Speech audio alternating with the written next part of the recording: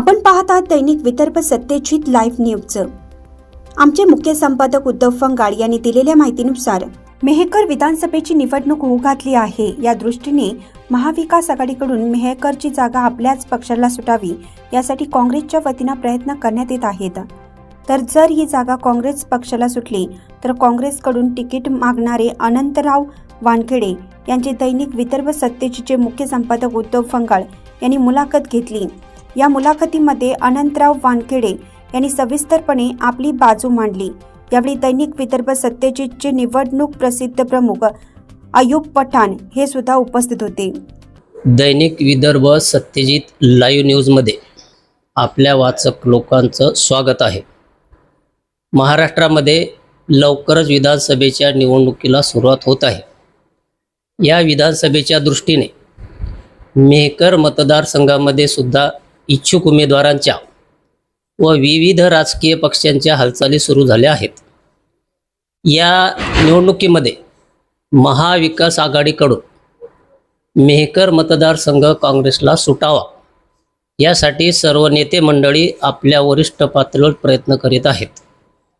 आज रोजी आपल्यासोबत 2019 मध्ये काँग्रेस पक्षावर उमेदवारी घेतलेले व ऐनवेळी ज्यांना उमेदवारी मिळाली मात्र तरीसुद्धा त्यांनी मोठ्या हिमतीने जिद्दीने निवडणूक प्रक्रिया पूर्ण करून जवळपास 49 हजारच्या आसपास त्यांनी मतदान घेतले होते असे अनंतराव वानखेडे जे यावेळेसुद्धा काँग्रेसकडून इच्छुक आहेत ते आज आपल्यासोबत आहेत।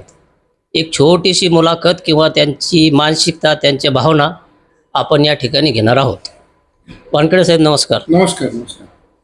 आता विधानसभेच्या निवडणुका सुरू होत आहेत आणि महाविकास आघाडीकडून काँग्रेसच्या गोटातून मेहकर विधानसभेची जागा काँग्रेसला सुटावी यासाठी तुमचे सगळे प्रयत्न सुरू आहेत। तर या विषयावर काँग्रेसला ही जागा सुटू शकते का? फंगाड साहेब, सर्वप्रथम मी आपलं स्वागत करतो की आपण माझी मुलाखत या ठिकाणी घेत आहात। खरं म्हणजे मेहकर मतदारसंघ हा परंपरागत काँग्रेसचा मतदारसंघ आहे। या ठिकाणची काँग्रेस पक्षाचं प्राबल्य या ठिकाणी तुम्हाला सतत जाणवत असतं। लोणार नगरपालिका असेल, मेहकर नगरपालिका असेल, सतत या नगरपरिषदेवर काँग्रेसचा तिरंगा हा नेहमीच या ठिकाणी फडकत राहिला आणि भविष्यामध्ये सुद्धा लोकांचा जनमानसाचा कल असा आहे ही जागा काँग्रेस पक्षाला सुटावी जेणेकरून महायुतीचे जे विद्यमान आमदार आहेत त्यांना खऱ्या अर्थानं फाईट काँग्रेसचाच उमेदवार या ठिकाणी देऊ शकतो अशी माझी नाही जनसामान्य माणसाची ही भावना आहे। आम्ही सतत मला 2019 मध्ये काँग्रेस पक्षाने वेळेवर तिकीट दिलं। मी निवडणूक त्या ठिकाणी लढलो। मी एकटा निवडणूक लढलो नाही पण कार्यकर्त्याच्या भरोश्यावर आमच्या काँग्रेसच्या नेत्याच्या भरोश्यावर मला त्या ठिकाणी 49,836 मतं मिळाली आणि ही मतं माझ्या एकट्याच्या किंवा पक्षाचं जे काही कार्य आहे पक्षाच्या भरोश्यावर आणि नेत्याच्या जनसामान्याच्या भरोश्यावर ही मतं मिळाली आणि गेल्या 5 वर्षापासून मी सतत लोकांच्या संपर्कामध्ये या ठिकाणी मेहकर मतदारसंघामध्ये काम करत आहे। गेल्या लोकसभेमध्ये ही जागा महाआघाडीला प्राध्यापक नरेंद्र खेडेकर यांना देण्यात आली। आम्ही सर्व लोक काँग्रेस पक्षाचे नेते मंडळी कार्यकर्ते यांनी शर्तीने ताकदीने नरेंद्र खेडेकर साहेबाला मेहकर मतदारसंघामध्ये विद्यमान खासदार साहेब इतके मतदान या ठिकाणी मिळवून दिलं। हा काँग्रेस पक्षाचंच मतदान त्या ठिकाणी मोठ्या प्रमाणात झालं असा आमचा या ठिकाणी दावा आहे। बरं, दुसरा एक प्रश्न असा आहे की काँग्रेसकडून तिकीट मागण्यासाठी जवळपास 4 लोकांची नावं सध्या तरी आहेत। एक अनंतराव वानखेडे म्हणजे तुम्ही, दुसरे लक्ष्मणदादा घुमरे, तिसरे अलकाताई खंडारे आणि चौथे साहेबराव पाटोळे। बरोबर। सगळ्याचा तिकीट मागणं हा अधिकार आहे। बरोबर। तुम्ही कमीत कमी माझ्या माहितीनुसार 25 ते 30 वर्षापासून काँग्रेसमध्ये काम करता। बरोबर। एक निष्ठतेने काम करता। गटबाजी वगैरे या गोष्टी तुमच्याजवळ काही महत्त्व नाही। सर्व समन्वय ठेवून सर्व लोकांसोबत तुम्ही काँग्रेसचे ध्येय धोरण वाढवता। तर तिकीट तुम्हालाच मिळावं का एक प्रबळ दावेदार म्हणून किंवा एक न्याय मिळाला म्हणून तुम्हाला मिळावं किंवा इतर उमेदवारांना जर तुमच्या काँग्रेसचे तिकीट मिळालं तर तुमची भूमिका काय राहील? नाही, तिकिटाच्या संदर्भामध्ये सीट शेअरिंगच्या संदर्भामध्ये सध्या उच्च पातळीवर ज्या काही जागा वाटणी संदर्भात ज्या चर्चा चालू आहेत त्या फारशा कल्पना आम्हाला नाही की नेमके काय त्याच्यामध्ये क्रायटेरिया लावलेस। परंतु माझं स्वतःचं मत असं आहे की मेहकर मतदारसंघ हा काँग्रेसला सुटावा काँग्रेसला सुटल्यानंतरच खऱ्या अर्थानं चांगल्या प्रकारची फाईट या ठिकाणी महायुतीच्या उमेदवाराला काँग्रेसचा उमेदवार देऊ शकतो. आमच्या पक्षाच्या वतीने 4 कार्यकर्त्यांनी, मग त्यामध्ये ज्येष्ठ लक्ष्मणदादा घुमरे असतील, झेडपीचे अध्यक्ष राहिलेले अलकाताई खंडारे असतील, माजी नगराध्यक्ष आमचे साहेबरावजी पाटोळे असतील आणि मी स्वतः, असे 4 उमेदवार आम्ही त्यामध्ये तिकीट मागत आहोत. तर 4 उमेदवार मागत असताना आमचा 4ही लोकांचा समन्वय आहे की ही जागा प्रामुख्याने काँग्रेसला सुटावी. 4 पैकी कुठलाही जरी उमेदवार असला तरी चालेल, कारण हा उमेदवारी देण्याचा हा संपूर्ण अधिकार हा पक्ष पातळीवर असतो.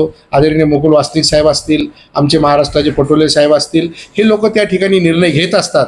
त्यामुळे आम्ही तिकीट मागितले, पण तिकीट मागत असताना आमची एकमेकाबद्दल कोणती ईर्ष्या नाही किंवा एकमेकाबद्दल कुठलाही विरोध नाही, परंतु ही जागा काँग्रेस पक्षाला सोडावी अशा पद्धतीचं ठाम मत आमचं या ठिकाणी झालेलं आहे. मागे जेव्हा रमेश चलनीथला साहेब बुलढाण्याला आले होते, त्या ठिकाणी आमचे नेते आदरणीय शामभाऊ उमाळकर यांनी ताकदीने आणि मोठ्या जोराने त्या ठिकाणी त्यांनी सांगितलं की मेहकरची जागा ही काँग्रेस पक्षालाच सुटली पाहिजे, ही भूमिका सुद्धा त्यांनी त्या ठिकाणी बुलढाण्याला मांडली आणि तिचं स्वागत संपूर्ण मतदारसंघामध्ये नव्हे तर जिल्ह्यामध्ये ते स्वागत त्या ठिकाणी त्यांचं करण्यात आलं.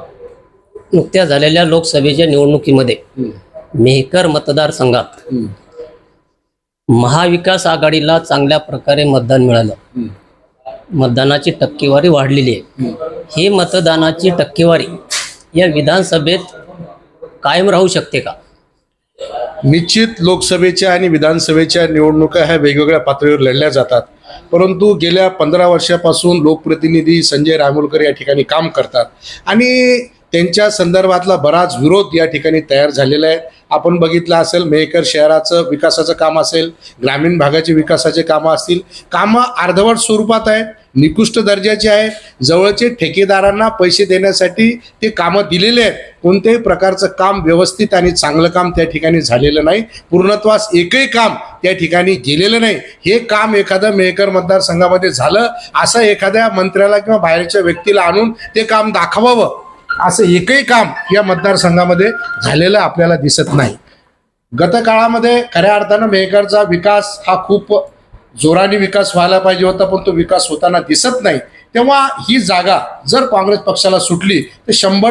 सर्व वाचकांना कळवण्यात अत्यानंद होत आहे की साई दैनिक, साई संध्या, दैनिक विदर्भ सत्यजित हे दोन्ही वर्तमानपत्र ई पेपरच्या माध्यमातून सामाजिक, शैक्षणिक, सांस्कृतिक, साहित्यिक, आध्यात्मिक, राजकीय, शासकीय, प्रशासकीय, खेळ, कला, क्रीडा अशा विविध क्षेत्रातील घडामोडींसोबत सर्वसामान्य, कष्टकरी, शेतकरी, व्यावसायिक, नोकरदार अशा विविध जनमानसांच्या समस्यांच्या बातम्या प्रकाशित करून शासनापर्यंत पोहोचवण्याचं अविरत काम सातत्याने करत आहे. आपल्या या प्रसार माध्यमांना महाराष्ट्र राज्याच्या कानाकोपऱ्यातून उत्तमरित्या चांगला प्रतिसाद मिळत आहे. कविता, लेख, धार्मिक साहित्य यांच्या माध्यमातून देखील धार्मिक संस्कृतीचं जतन केलं जात आहे.